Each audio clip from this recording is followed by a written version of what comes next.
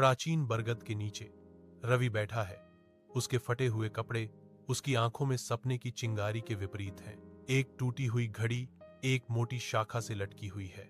समय के बीतने और रवि की युवा महत्वाकांक्षा की एक मूक दर्शक। दूर से आवाजें गूंजती हैं, ग्रामीण फुसफुसाते हैं। यह घड़ी समय नहीं दिखाती, बल्कि मनुष्यों की सोच दिखाती है। रवि ऊपर देखता है। उसके माथे पर विचार की सिलवटें हैं। एक सवाल उसके होठों पर कांप रहा है, क्या मेरी सोच मुझे सफल बना सकती है? रवि के चेहरे पर धब्बेदार छाया डालते हुए सूरज की रोशनी पत्तियों से छनकर आती है, क्योंकि वह अपने भविष्य पर विचार करता है।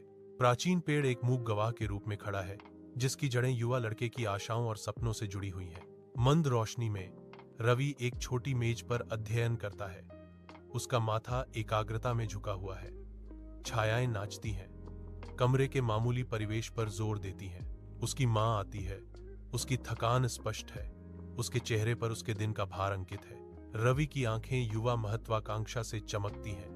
मां, मैं बहुत अमीर बनूंगा और आपको सारी खुशियां दूंगा। उसकी थकी हुई आंखें गर्व से नरम पड़ जाती हैं। एक हल्की मुस्कान उसके होंठों पर छा जाती है। मुझे तुम्हारी कड़ी मेहनत पर विश्वास है। कमरा शांत है। पन्नों के पलटने के सिवाय मां और बेटे के बीच हवा में एक साझा सपना लटका हुआ है। दीपक की धीमी रोशनी रवि के दृढ़ चेहरे को रोशन करती है। उनके विनम्र घर में आशा की किरण। सालों बाद रवि अब सफल होकर अपने गांव लौटता है। उसके बढ़िया कपड़े परिचित परिवेश के बिल्कुल विपरीत हैं। कभी भव्य बरगद का पेड़ मुरझाया हुआ खड़ा है, जो समय के बीतने और अपरिवर्तनीय भाग्य का मूक प्रमाण है। गांव की घड़ी जमी हुई है, उसकी सुइयां अभी भी फंसी हुई हैं, उन पलों का प्रतीक जो कभी आगे नहीं बढ़े। रवि बूढ़े पेड़ की ओर जानबूझकर मुस्कुराता है। उसकी आंखों में एक एहसास उभरता है, आंतरिक परिवर्तन की एक शांत समझ। मुझे अब समझ में आ गया है कि घड़ी कभी नहीं हिली, लेकिन मेरा साहस हिल गया।